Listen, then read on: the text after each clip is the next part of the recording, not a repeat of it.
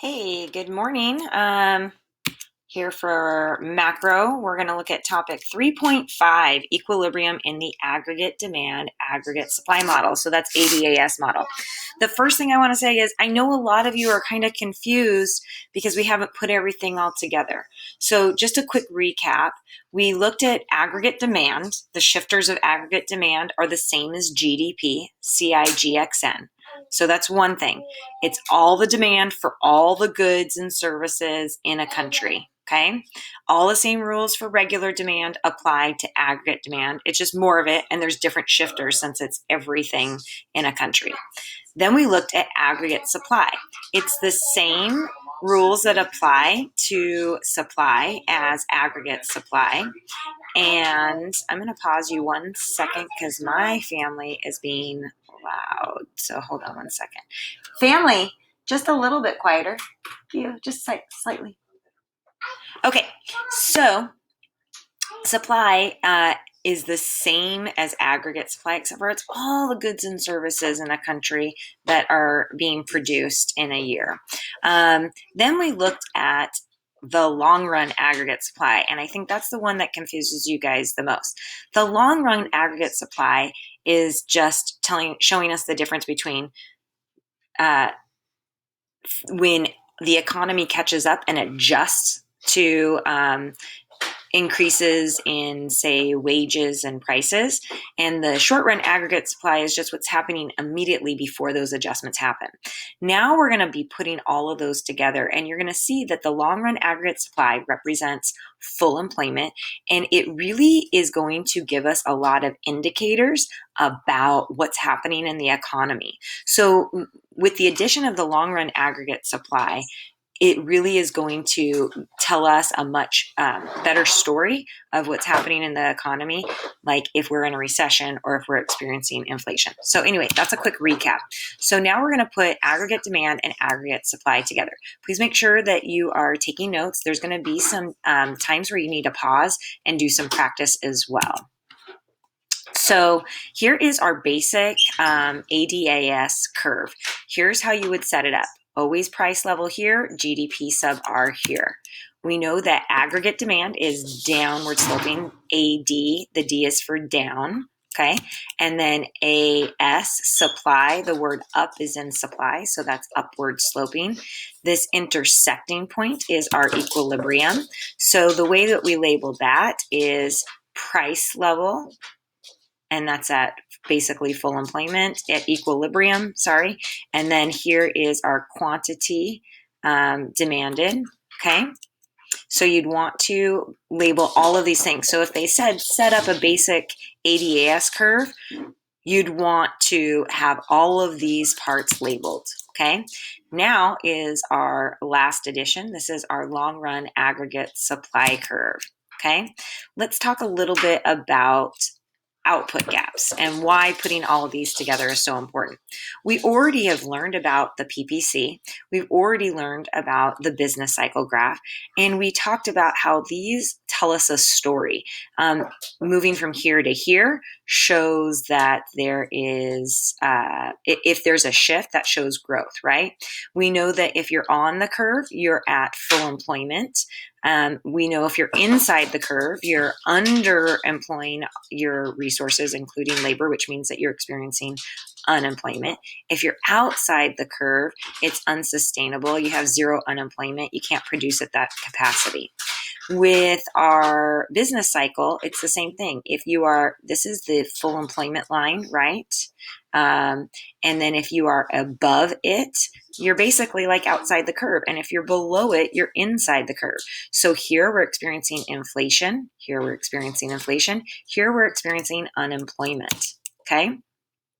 What we're going to see is if you're here and here, it's a negative output gap. It sometimes is referred to as a recessionary gap, but they're definitely moving towards calling it a negative output gap. Why? Because we're not producing at the capacity that we can. Okay. Anything that is on these lines here is at full employment. And then you guessed it, Anything above or outside the curve is a positive output gap. So everything that you see on these graphs, you now are going to be able to apply to your new ADAS LRAS graph. So let's just take a look. We're going to assume for the moment that the government is going to increase spending.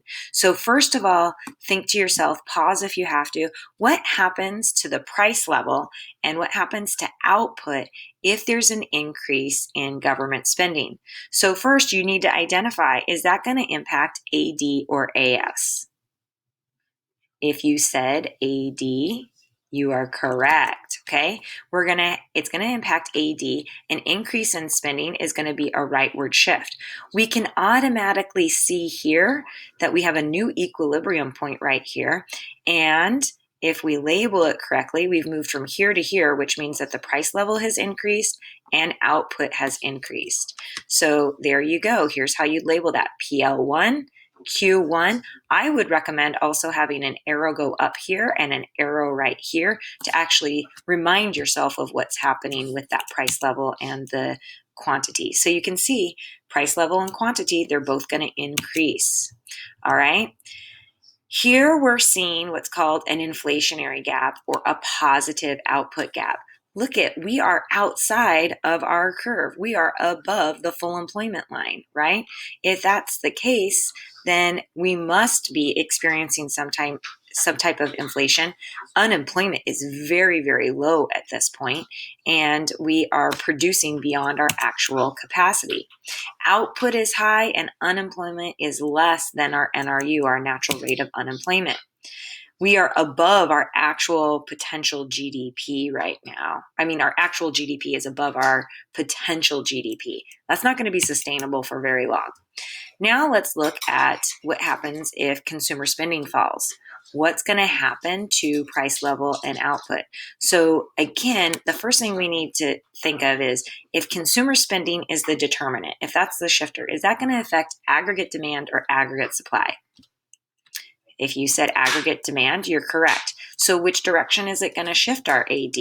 Well, a decrease in spending is going to be a shift to the left. So here we go. AD is shifting to the left. Here's our new equilibrium point. We have it labeled. We know what's going on. Again, I would add an arrow down and an arrow to the left there. Price level has decreased and quantity is going to decrease. Guess what? Unemployment is getting higher in that instance. What we see here is a recessionary gap, or what is called a negative output gap. So one thing I want you to remember is LRAS is super important, because wherever equilibrium is in relation to LRAS, it's going to tell us what's going on in the economy. If our equilibrium right here is behind LRAS, it's a negative output gap. Let's take a look at what happened before. If our equilibrium is in front of LRAS, we're going to be having a positive output gap. So just remember that LRAS, wherever equilibrium is in relation to that, is going to tell us the story, of what's going on in our economy. Now, I believe that we've already watched this recession, hyperinflation, stagflation. I'm going to tell you right now is a great time to watch it again, because of everything that's going on in the economy. I also am going to be posting a link, and I want us to have a discussion thread about a podcast that just came out the other day that is talking about what's going on in the economy right this moment with the pandemic that we're experiencing. Okay, that was a short one. Hope it was helpful. I'm going to do one more today, and hopefully you're taking notes. Keep track of them. I'm going to probably ask you at some point to take a picture of them and submit them. I just haven't decided exactly how I want to do that just yet. So we'll go from there. Thanks.